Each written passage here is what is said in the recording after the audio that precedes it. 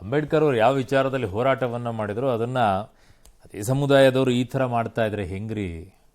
CM ತವರು ಕ್ಷೇತ್ರದಲ್ಲಿ ಬಹಿಷ್ಕಾರದಂಥ ಸಾಮಾಜಿಕ ಪಿಡುಗು ಜೀವಂತವಾಗಿದೆ. ಗ್ರಾಮದ ಮುಖಂಡರ ಮಾತು ಕೇಳದ ಕುಟುಂಬವೊಂದಕ್ಕೆ ಕಳೆದ 4 ವರ್ಷದಿಂದ ಸಾಮಾಜಿಕ ಬಹಿಷ್ಕಾರವನ್ನು ಹಾಕಿದಂಥ ಅಮಾನವೀಯ ಘಟನೆ ಸಿದ್ದರಾಮಯ್ಯನ ಹುಂಡಿಯ ಪಕ್ಕದ ಗ್ರಾಮ ಶ್ರೀನಿವಾಸಪುರದಲ್ಲಿ ನಡೆದಿರೋದು. ಶ್ರೀನಿವಾಸಪುರದೆಲ್ಲ ಇರೋದೆಲ್ಲ ದಲಿತ ಸಮುದಾಯದವರೇ. ಸುರೇಶ್ ಅನ್ನೋರ ಕುಟುಂಬಕ್ಕೆ ಅವರದ್ದೇ ಸಮುದಾಯದ ಜನರು ಬಹಿಷ್ಕಾರ ಹಾಕಿಬಿಟ್ಟಿದ್ದಾರೆ. ಗ್ರಾಮದಲ್ಲಿ ನಡೆದ ಗಲಾಟೆಯ ಹಿನ್ನೆಲೆಯಲ್ಲಿ ಸುರೇಶ್ಗೆ ಗ್ರಾಮದ ಹಿರಿಯರು 16,000 ದಂಡ ಹಾಕಿದಾರಂತೆ. ದಂಡ ಕಟ್ಟೋಕೆ ಶಕ್ತಿ ಇಲ್ಲ ಅಂತ ಅಂದಿದ್ದಕ್ಕೆ ಸುರೇಶ್ ಕುಟುಂಬಕ್ಕೆ ಗ್ರಾಮಸ್ಥರು ಬಹಿಷ್ಕಾರ ಹಾಕಿದ್ದಾರೆ.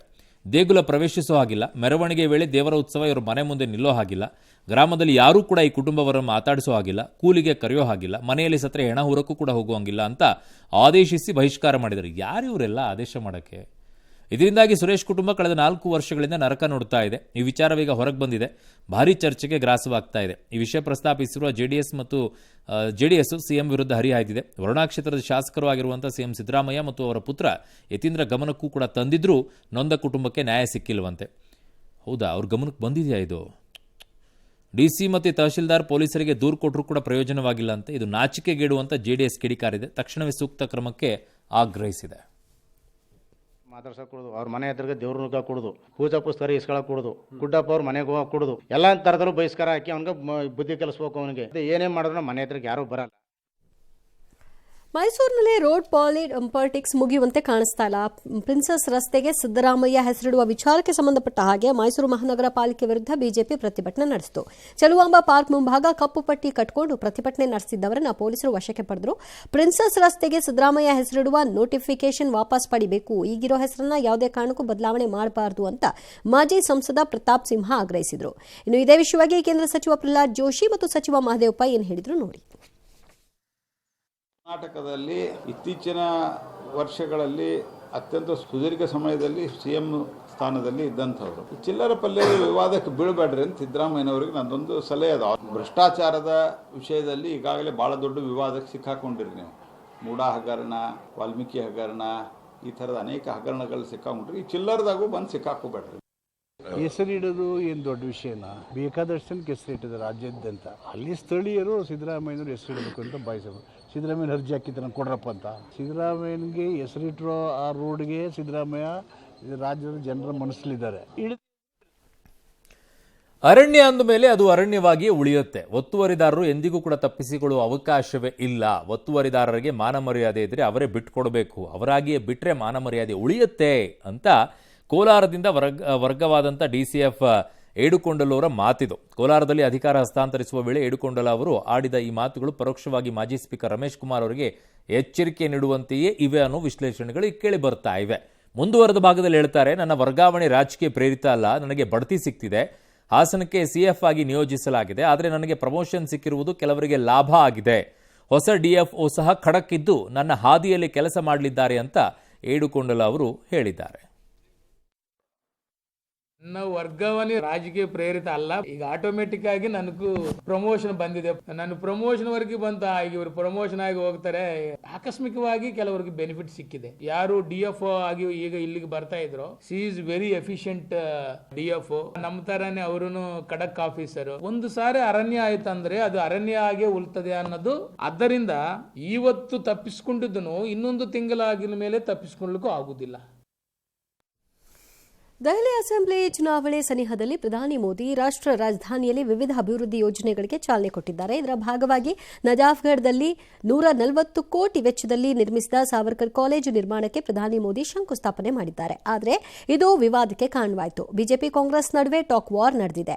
ಬ್ರಿಟಿಷರ ಬಳಿ ಕ್ಷಮೆ ಕೇಳಿ ಪಿಂಚಣಿ ಪಡೆದ ಸಾವರ್ಕರ್ ಹೆಸರಿಡೋದು ಸರಿಯಲ್ಲ, ಈ ಕಾಲೇಜಿಗೆ ಸಾವರ್ಕರ್ ಹೆಸರು ಇಡಬಾರದು ಅಂತ ಕಾಂಗ್ರೆಸ್ ಒತ್ತಾಯಿಸಿದೆ. ಅಷ್ಟೇ ಅಲ್ಲ, ಐಐಟಿ, ಐಐಎಂ, ಏಮ್ಸ್ ನಂತರ ಪ್ರತಿಷ್ಠಿತ ಸಂಸ್ಥೆಗಳನ್ನು ಸ್ಥಾಪಿಸಿ ಮನಮೋಹನ್ ಸಿಂಗ್ ಹೆಸರನ್ನ ಇದಕ್ಕೆ ಇಡಬೇಕು ಅಂತ ಒತ್ತಾಯಿಸಿದ್ದಾರೆ. ಪ್ರಧಾನಿಗೂ ಕೂಡ ಪತ್ರ ಬರೆದಿದ್ದಾರೆ. ಆದರೆ ಇದಕ್ಕೆ ಬಿಜೆಪಿ ತಿರುಗೇಟು ಕೊಟ್ಟಿದೆ. ಕಾಂಗ್ರೆಸ್ ಅನಗತ್ಯ ರಾಜಕೀಯ ಮಾಡ್ತಾ ಇದೆ. ಕಾಂಗ್ರೆಸ್ ಎಂದಿಗೂ ಸ್ವಾತಂತ್ರ್ಯ ಸೇನಾನಿಗಳನ್ನ ಗೌರವಿಸಿಲ್ಲ, ಅದಕ್ಕೆ ಈ ಸಾವರ್ಕರ್ ಹೆಸರನ್ನ ವಿರೋಧ ಮಾಡ್ತಿದ್ದಾರೆ ಅಂತ ಕಿಡಿಕಾರಿದ್ದಾರೆ. ರಾಜ್ಯದಲ್ಲಿ ಬಿಜೆಪಿಯವರು ಹೆಂಗೆ ಫಾರ್ಮ್ ಕಳ್ಕೊಂಡಿದ್ದಾರೋ ಹಂಗೆ ನಮ್ಮ ಭಾರತ ದೇಶದಲ್ಲಿ ಕ್ರಿಕೆಟ್ ಟೀಮ್ ಕೂಡ ಫಾರ್ಮ್ ಕಳ್ಕೊಂಡಾಗಿದೆ. ಸೊ ಅದರಲ್ಲಿ ಈಗ ಸ್ಟಾರ್ ಆಟಗಾರ ರೋಹಿತ್ ಶರ್ಮಾ ಅವರ ಟೆಸ್ಟ್ ಕರಿಯರೇ ಮುಗ್ದಂಗೆ ಕಾಣಿಸ್ತಾ ಇದೆ. ಪಾಪ ನಿರೀಕ್ಷೆಯಂತೆ ಇವತ್ತು ಶುರುವಾದಂಥ ಸಿಡ್ನಿ ಟೆಸ್ಟ್ ಪಂದ್ಯದಲ್ಲಿ ಅವ್ರನ್ನ ಕೈಬಿಡಲಾಗಿದೆ. ಆದರೆ ಹಂಗಾಮಿ ಕ್ಯಾಪ್ಟನ್ ಬುಮ್ರಾ ಮಾತ್ರ ರೋಹಿತ್ ಶರ್ಮಾ ಅವರೇ ಖುದ್ದಾಗಿ ಶುಭಮ್ ಗಿಲ್ಗೆ ಅವಕಾಶ ನೀಡುವ ದೃಷ್ಟಿಯಿಂದ ತಂಡದಿಂದ ಹೊರಗುಳಿದಿರು. ಇದು ಅವರದ್ದೇ ನಿರ್ಧಾರ. ರೋಹಿತ್ ಶರ್ಮಾ ಅವರೇ ನಮ್ಮ ಕ್ಯಾಪ್ಟನ್ ಎಂಬ ಮಾತುಗಳನ್ನು ಅವರು ಆಡಿದ್ದಾರೆ. ಈ ಮೂಲಕ ತಂಡದಿಂದ ರೋಹಿತ್ ಶರ್ಮಾರನ್ನ ಕೈಬಿಟ್ಟಿಲ್ಲ, ಬದಲಿಗೆ ಅವರೇ ತಂಡದಿಂದ ಹೊರಗುಳಿದ್ರು ಅನ್ನೋ ಸಂದೇಶವನ್ನು ಕೊಡೋಕೆ ಪ್ರಯತ್ನ ಪಟ್ಟಿದ್ದಾರೆ. ಇನ್ನು ಮಾಜಿ ಕೋಚ್ ರವಿಶಾಸ್ತ್ರಿ ರೋಹಿತ್ ಶರ್ಮಾ ತಂಡಕ್ಕಾಗಿ ಹೀಗೆ ಮಾಡಿದ್ದು ಅದ್ಭುತ ಅಂತ ಅವರು ಹೊಗಳಿದ್ದಾರೆ. ಆದರೆ ಟೆಸ್ಟ್ ಮ್ಯಾಚ್ನಲ್ಲಿ ರೋಹಿತ್ ಶರ್ಮಾ ಇನ್ನು ಮುಂದೆ ಕಾಣಲ್ಲ ಅನ್ನೋ ಮಾತುಗಳನ್ನು ಗವಾಸ್ಕರ್ ಈಗಾಗಲೇ ಆಡಿಬಿಟ್ಟಿದ್ದಾರೆ ಮಾತುಗಳನ್ನು. ಮಾಹಿತಿಗಳ ಪ್ರಕಾರ ಸಿಡ್ನಿ ಟೆಸ್ಟ್ ಬಳಿಕ ರೋಹಿತ್ ಶರ್ಮಾ ಟೆಸ್ಟ್ ಕ್ರಿಕೆಟ್ಗೆ ಗುಡ್ ಬೈ ಹೇಳೋದು ಖಚಿತ ಅಂತಿದ್ದಾರೆ. ಆ ಕಡೆಗೆ ಅಶ್ವಿನ್ ಮತ್ತು ಇವರು ಇಬ್ಬರು ಆಯ್ತು. ಇವಾಗ ಸಿಡ್ನಿ ಟೆಸ್ಟ್ ಪಂದ್ಯದಲ್ಲಿ ಟೀಂ ಇಂಡಿಯಾ ಬ್ಯಾಟರ್ಗಳು ವೈಫಲ್ಯವನ್ನು ಅನುಭವಿಸಿದ್ದಾರೆ. ಟಾಸ್ ಗೆದ್ದು ಮೊದಲ ಇನ್ನಿಂಗ್ಸ್ ಆರಂಭಿಸಿದ ಭಾರತ ಕೇವಲ 185 ರನ್ಗೆ ಆಲ್ಔಟ್ ಆಗಿದೆ. ರಿಷಬ್ ಪಂತ್ 40, ಜಡೇಜಾ 26, ಬೂಮ್ರಾ 22, ಗಿಲ್ 20, ಕೊಹ್ಲಿ 17, ವಾಷಿಂಗ್ಟನ್ ಸುಂದರ್ 14, ಜೈಸ್ವಾಲ್ 10 ರನ್ ಗಳಿಸಿದ್ರು. ನಿತೀಶ್ ರೆಡ್ಡಿ ಡಕೌಟ್ ಆದರು. ಕೆಎಲ್ ರಾಹುಲ್ ಬರೀ 4 ರನ್ ಗಳಿಸಿ ನಿರಾಸೆ ಮೂಡಿಸಿದ್ರು. ಆಸ್ಟ್ರೇಲಿಯಾ ವಿರುದ್ಧ ಸತತ 5ನೇ ಟೆಸ್ಟ್ ಆಡ್ತಾ ಇದ್ರು. ಭಾರತದ ಬ್ಯಾಟರ್ಗಳ ವೈಖರಿ ಮಾತ್ರ ಬದಲಾಗಿಲ್ಲ. ತಮ್ಮ ಬಲಹೀನತೆಯನ್ನ ಮೆಟ್ಟಿ ನಿಲ್ಲುವ ಕೆಲಸವನ್ನ ಮಾಡ್ತಾ ಇಲ್ಲ, ಬದಲಾಗಿ ಮತ್ತೆ ಮತ್ತೆ ವಿಫಲವಾಗ್ತಾ ಇದ್ದಾರೆ. ಏಕಾಗ್ರತೆ ಕಳೆದುಕೊಂಡು ವಿಕೆಟ್ ಒಪ್ಪಿಸುವ ಪರಿಪಾಠ ಮುಂದುವರೆದಿದೆ. ರೋಹಿತ್ ಅನುಪಸ್ಥಿತಿಯಲ್ಲಿ ಜವಾಬ್ದಾರಿಯಿಂದ ಆಡಬೇಕಿದ್ದ ಕೊಹ್ಲಿ ಇಲ್ಲಿಯೂ ಕೂಡ ವಿಫಲರಾಗಿದ್ದಾರೆ. ಇದು ಚರ್ಚೆಗೆ ಗ್ರಾಸವಾಗಿದೆ.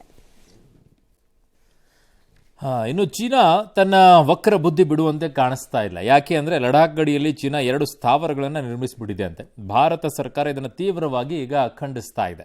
ಚೀನಾದ ಹೌಟಾನ್ ಪ್ರಾಂತ್ಯದಲ್ಲಿ 2 ಹೊಸ ಕೌಂಟಿ ನಿರ್ಮಿಸುವ ಪ್ರಕಟಣೆಯನ್ನು ನೋಡಿದ್ವಿ.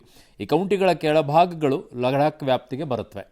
ಸೊ ಈ ಪ್ರಾಂತ್ಯದಲ್ಲಿ ಚೀನಾ ಅತಿಕ್ರಮಣವನ್ನು ಎಂದಿಗೂ ಕೂಡ ಒಪ್ಪಲ್ಲ ಅಂತ ಸ್ಪಷ್ಟಪಡಿಸಿದೆ. ಇಂತಹ ಕಾನೂನು ವಿರೋಧಿ ಬಲವಂತದ ಆಕ್ರಮಣಗಳು ಸರಿಯಲ್ಲ, ಇವುಗಳಿಗೆ ಯಾವುದೇ ಮಾನ್ಯತೆ ಇರಲ್ಲ, ಭಾರತದ ಸಾರ್ವಭೌಮತ್ವದ ಮೇಲೆ ಯಾವುದೇ ಪರಿಣಾಮ ಬೀರಲ್ಲ ಅಂತ ಹೇಳಿದೆ. ಇದೇ ವಿಚಾರವಾಗಿ ರಾಜತಾಂತ್ರಿಕ ಮಾರ್ಗಗಳ ಮೂಲಕ ಚೀನಾಗೆ ತಮ್ಮ ಪ್ರತಿಭಟನೆಯನ್ನು ಸಲ್ಲಿಸಲಾಗಿದೆ ಅಂತ ಭಾರತೀಯ ವಿದೇಶಾಂಗ ಇಲಾಖೆ ತಿಳಿಸಿದೆ.